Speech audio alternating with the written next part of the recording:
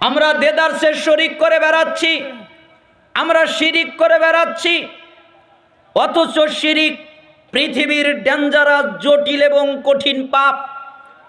আল্লাহ তাআলা সূরা নিসার 48 নম্বর আয়াতে বলেন, ইন্নাল্লাহা লা ইয়াগফিরু আন ইউশরাকা বিহি ওয়া ইয়াগফিরু মা দুনা যালিকা লিমান ইয়াশা। নিশ্চয়ই যে ব্যক্তি আল্লাহর সাথে শিরিক করে, আল্লাহ তাআলা এই শিরিকের পাপ ক্ষমা করে না। এছাড়া যত পাপ আছে আল্লাহ যাকে চাই তাকে মাফ করে দেয়, কিন্তু শিরিকের পাপ ক্ষমা হয় না। এ কথা আল্লাহ বললেন।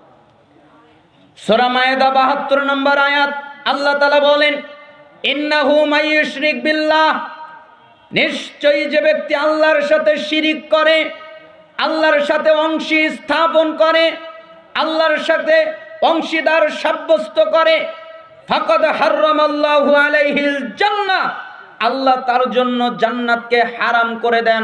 ওমা ওয়াহুন নার, আর তার ঠিকানা হলো জাহান্নাম।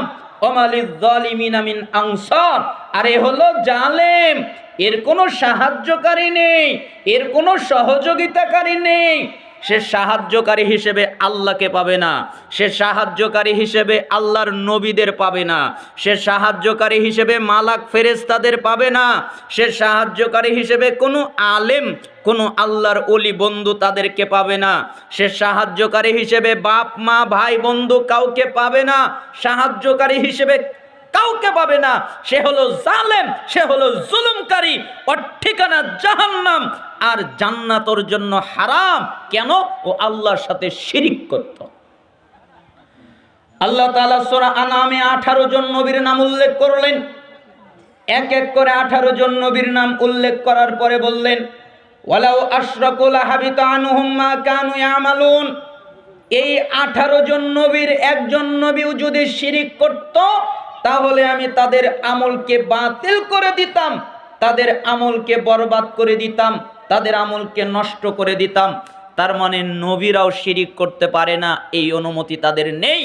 এমনকি পৃথিবীর সবচেয়ে দামি, সবচেয়ে শ্রেষ্ঠ রাসূল মুহাম্মদ সাল্লাল্লাহু আলাইহি ওয়াসাল্লাম, তাকে লক্ষ্য করে আল্লাহ তাআলা সূরা জুমারের 65 নম্বর আয়াত নাজিল করলেন, লাইন আশরাকতা লা ইয়াহবাতান্না আমালুক ওয়া লা তাকুনান্না মিনাল খাসিরিন। হে নবী, যদি আপনিও শিরিক করেন, হে মুহাম্মদ, যদি আপনিও শিরিক করেন, তাহলে আমি আপনার যত আমল আছে সবগুলোকে বাতিল করে দিব, সবগুলোকে ধ্বংস করে দিব, আর আপনি হয়ে যাবেন ক্ষতিগ্রস্তদের অন্তর্ভুক্ত। তার মানে নবীরা শিরিক করতে পারে না, এই অনুমতি নেই। কোন নবী শিরিক করতে পারে না, এই অনুমতি নেই। আর আমাদের দেশের কিছু লোক পীর দাবি করে, আল্লাহর ওলি দাবি করে, আর তারা সর্বক্ষণ শিরিকের আড্ডাখানায় বসে শিরিক করে বেড়ায়। ওরা শিরিকের মধ্যে মজা খুঁজে নেয়, মাজারে সেজদা দেয়, মাজারে নজর দেয়, মাজারে মান্নত করে, মাজারের সন্তান চায়। একটা মানুষ সারা জীবন সংক্ষিপ্ত ছোট ছোট আমল করেছে, 5 ওয়াক্ত সালাত আদায় করেছে, আরো যত আমল তার পক্ষে সম্ভব সব করার চেষ্টা করেছে, কিন্তু সে শিরিকের দিকে যায়নি। কিন্তু ওই লোক একদিন হঠাৎ করে রাস্তা দিয়ে যাচ্ছিল, দেখলো একটা মাজার, ওই মাজারে সে 1 টাকা দিল, অথবা কেউ মাজারে গিয়ে মান্নত করলো, অথবা কেউ মাজারে গিয়ে নজর করলো, অথবা কেউ মাজারে গিয়ে সন্তান চাইলো, অথবা কেউ মাজারে গিয়ে সেজদা করলো। ও সারা জীবন যত নেকি ইনকাম করেছিল সমস্ত নেকি বরবাদ হয়ে গেছে, আর ওর পরিচয় ও হলো মুরতাদ। ওর ইসলামে কোনো জায়গা নেই, ওর এক নেকিও নেই। সূরা ফুরকানে আল্লাহ বলেননি 23 নম্বর আয়াতে, ওয়াকাদিমনা ইলা মা আমিলু মিন আমালিন ফাজআলনাহু হাবাআম মানসুরা। আমি তাদের আমলের প্রতি খেয়াল করব, আমি তাদের সালাত দেখব, আমি তাদের যাকাত দেখব, আমি তাদের সিয়াম দেখব, আমি তাদের হজ দেখব, অথবা যত ইবাদত করেছে আমি আল্লাহ সব দেখব। এরপরে দেখার পরে দেখব ইবাদতের মধ্যে শিরিক আছে, এ কারণে আমি তাদের সমস্ত আমলকে বরবাদ করে দিব, বাতিল করে দেব। কেন? শিরিক থাকার কারণে সমস্ত আমল ধ্বংস হয়ে যাবে। এই জন্য আল্লাহ আপনাকে শিরিক করার জন্য আল্লাহর সাথে অংশী স্থাপন করার জন্য তৈরি করেনি। আল্লাহ আপনাকে একমাত্র কেবলমাত্র তার ইবাদত করার জন্য তৈরি করেছেন। ইয়্যাকা না'বুদু ওয়া ইয়্যাকা নাস্তাঈন, হে আল্লাহ আমরা একমাত্র তোমারই ইবাদত করি, একমাত্র তোমার কাছে সাহায্য চাই। কুল ইন্না সলাতি ওয়া নুসুকি ওয়া মাহইয়ায়া ওয়া মামাতি লিল্লাহি রাব্বিল আলামিন।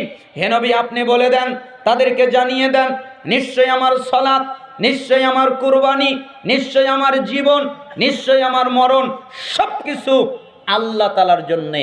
তার মানে আমি যদি জীবন দেই আল্লাহর জন্য দিব, আমি যদি জীবন নেই আল্লাহর জন্য, আমি যদি বেঁচে থাকি তাও আল্লাহর জন্যে, আমি যদি সালাত আদায় করি তাও আল্লাহর জন্যে, আমি যদি কুরবানি করি তাও আল্লাহর জন্যে।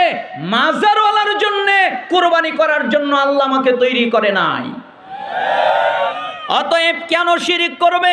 তাই সালাফ বললেন তোমরা আল্লাহর হক আদায় করো না। আল্লাহর হক কি?